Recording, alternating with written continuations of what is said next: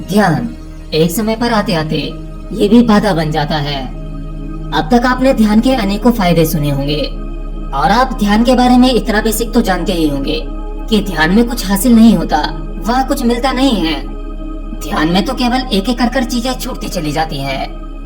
ध्यान कुछ पाना नहीं, बल्कि इसमें वो सब कुछ खोना है जो आपके द्वारा जमा किया गया है। ध्यान में आपको वो समझ मिलती है कि जो आपके द्वारा पकड़ा गया है उसे पकड़े रखने का कोई अर्थ नहीं है। आप नहीं छोड़ोगे तो एक दिन ये प्रकृति आपसे सब कुछ छीन लेगी। वो सारी चीजें जो आपको लगता है कि आपने ये हासिल की हैं। स्वयं की खोज आप खाली होकर ही कर सकते हैं। उसके लिए आपको हल्का होना होगा। अगर आप लंबे समय से ध्यान कर रहे हैं, आपको कभी कभी ध्यान घट भी जाता है, तब आपको संसार के सभी बंधन समझ में आने लगते हैं। लेकिन केवल ध्यान आपको अंतिम मार्ग तक नहीं पहुंचा सकता, और इस बात को समझने के लिए आपको मेरी बातों को बड़े ध्यान से समझना होगा। और आज का ये टॉपिक ध्यान करने वाले बिगिनर्स के लिए नहीं है, बल्कि ये उन लोगों के लिए है जो ध्यान की गहराइयों में उतर चुके हैं और आनंद में रहते हैं। हाँ, हालांकि बाकी सभी लोग इससे कुछ न कुछ सीख जरूर सकते हैं। तो ध्यान आपके लिए केवल एक उपकरण मात्र है। आप इसे ऐसे समझें जैसे आप एक घर में, एक शहर, एक जगह में रहकर परेशान हो चुके हैं। रोज रोज एक ही कार्य करते हुए एक ही तरह के लोग, वही जगह, इन सब से आप पक चुके हैं। आपको लंबे समय से एक जैसे वातावरण में रहते रहते उसकी व्यर्थता का पता लग गया है। तो अब आपको चाहिए एक रिफ्रेशमेंट। आप जरूर कुछ न कुछ बदलाव चाहेंगे। उसके लिए आप चुनते हैं एक शांत जगह जो आपके शहर से बहुत दूर है, खूबसूरत है, जहाँ प्रकृति नृत्य करती है। आपको इस प्रकार के आनंद की आहट कहीं से मिल गई, तब आप वहाँ जाना चाहेंगे। और वहाँ जाने के लिए आप एक ट्रेन में अपनी बुकिंग कराते हैं, और वह ट्रेन है ध्यान। आप अपनी मंजिल की ओर निकलने के लिए उस ट्रेन में बैठ गए और आपकी यात्रा शुरू हो गई। शुरुआत में थोड़ी दिक्कत हुई, परंतु ट्रेन के उस सफर में आपको कुछ ऐसे लोग मिल गए जो आपको बहुत पसंद आए। उनके साथ आपका मन लग गया। ट्रेन का सफर आपको बहुत सुंदर, बहुत अच्छा लगने लगा। अब आप वहाँ नहीं उतरना चाहते जहाँ के लिए आपने टिकट बुक की थी। आप उस ट्रेन को छोड़ना ही नहीं चाहते। उन नए दोस्तों को नहीं छोड़ना चाहते जो आपको ट्रेन में मिले। कई बार लंबी यात्रा में, यात्रा के दौरान ही आपको कुछ खूबसूरत दृश्य दिखते हैं। आप वहीं रुकना चाहते हैं। आपको वही सुख, आनंद लगता है। ध्यान लगभग इसी प्रकार का उपकरण है। जब आपको चारों तरफ से ये संसार काटने को दौड़ने लगता है, संसार के सभी कृत्य, अच्छे बुरे, ये सब आप कर चुके हैं। आपको संसार के किसी कार्य में कोई अर्थ नजर नहीं आता।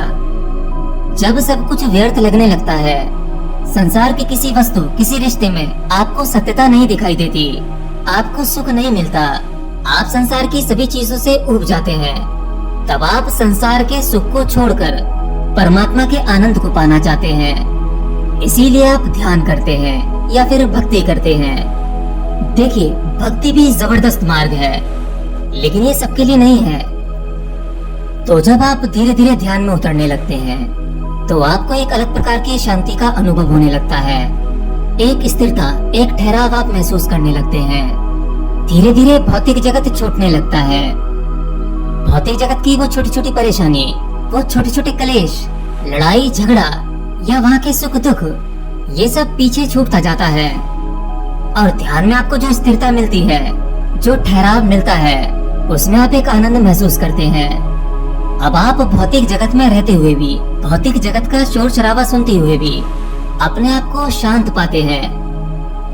जब आप ध्यान का इतना स्वाद चख लेते हैं, तब आप इस स्वाद को और बढ़ाना चाहते हैं। आप अधिक ध्यान करते हैं और गहरा उतरने लगते हैं। आप अपने भीतर जितना गहरा उतरते जाएंगे, उतनी ही गहरी शांति को पाएंगे, उतने ही नए अनुभवों को देखेंगे। फिर आपको इस भौतिक दुनिया के सभी सुख दुख सब असत्य दिखने लगते हैं। भौतिक दुनिया आपको केवल एक मजाक सा लगता है, एक तरह की फिल्म जिसे आप देख रहे हैं, समझ रहे हैं, लेकिन उसमें लिप्त नहीं है, उससे एक दूरी बनी हुई है। आपको ध्यान में समाधि के 2-4 अनुभव होते ही आपको लगता है कि बस मानो मिल ही गया आत्मज्ञान। लेकिन ये आत्मज्ञान नहीं है, ये भी संसार की तरह मिथ्या है, एक धोखा। हाँ, लेकिन यहाँ का आनंद आपको भौतिक संसार के आनंद से बहुत ऊंचे स्तर का दिखाई देता है और इस आनंद के चलते आप ध्यान को ही सब कुछ समझ लेते हैं। ध्यान से बाहर ही नहीं निकलना चाहते। भला ध्यान के आनंद को कौन छोड़ना चाहेगा? एक बार ध्यान का आनंद चक्कर तो देखो, वहाँ से निकलना मुश्किल होगा। परंतु अगर आप पूर्ण मुक्ति चाहते हो तो आपको वो छोड़ना ही होगा, क्योंकि एक साधारण इंसान संसार का कूड़ा कचरा भर लेता है। उस कूड़े कचरे को इकट्ठा करने के लिए वो न जाने क्या क्या करता है, कितनी दौड़ दौड़ता है। धन जमा करना है, पद पाना है, प्रतिष्ठा पानी है, मान सम्मान कमाना है, जबकि ये सब कुछ माया है, धोखा है। और वहीं दूसरी तरफ जब आप ध्यान में उतरते हैं तब आप दूसरी चीजों को पकड़ने लगते हैं। हाँ, माना कि ये कूड़ा कचरा नहीं है, वहाँ आपके कर्म अच्छे हो जाते हैं, मन सात्विक हो जाता है, तो आपके इन कर्मों के अनुसार आप उच्च योनि के अधिकारी हो जाते हैं।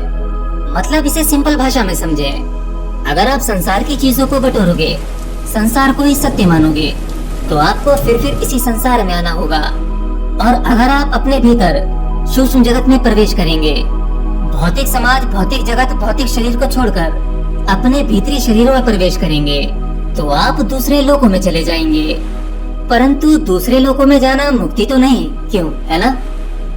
तो आपको अगर संसार से थोड़ा आगे बढ़ना है तो ये संसार को छूटना होगा।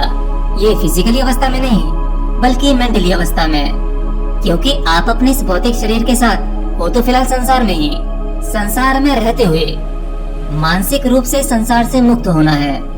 फिर आपको भीतरी संसार मिलेगा, उसे भी पकड़ना नहीं है, क्योंकि ध्यान उससे भी मुक्त होना होगा। ध्यान में मिलने वाले अनुभव और ज्ञान, ये सभी रुकावट हैं, इनसे मोक्ष संभव नहीं है। हाँ, अगर आपको ज्ञान भी हो जाता है तब भी आपको मोक्ष नहीं मिलेगा, ज्ञान को भी विसर्जित करना होगा। क्या आपको पता है कि जब किसी साधक को ज्ञान होता है तो उस ज्ञान की अवस्था में उसे आगे चलकर क्या क्या अनुभव होते हैं? असल में एक ज्ञानी जिसे ज्ञान प्राप्ति हो जाती है, फिर वह संसार के सिस्टम को समझ जाता है, इस चक्र को समझ जाता है, इस प्रकृति को समझ लेता है। पेड़ पौधे, कीट पतंगे, पशु पक्षी, इन सब का जीवन क्या है, इनकी भाषा क्या है, ये कैसा महसूस करते हैं, इनकी भावनाएं कैसी होती हैं। एक ज्ञानी व्यक्ति ये सब कुछ जानता है, ये आप भी जान सकते हो। परंतु इस ज्ञान के होते ही अहंकार आने का कहीं न कहीं खतरा होता है। अहंकार मतलब शक्तियों का इस्तेमाल, यह इसी उपलब्धि में ठहर जाना, इससे आगे ही न बढ़ना। आपको ज्ञान होगा तो सही, आप संसार के सिस्टम को जान जाएंगे, परंतु आप इससे चिपकेंगे नहीं, आप ज्ञान को भी बंधन नहीं बनाएंगे। और इस आत्म ज्ञान के बाद ही पर ब्रह्म ज्ञान है, जहाँ सब कुछ शून्य हो जाता है। वहाँ न तो ध्यान बसता है, न ज्ञान बसता है। बसता है तो केवल वही एक जो शाश्वत है, सदैव से है और सदैव रहेगा, उसमें ही विलीन होना, यही परम ज्ञान है।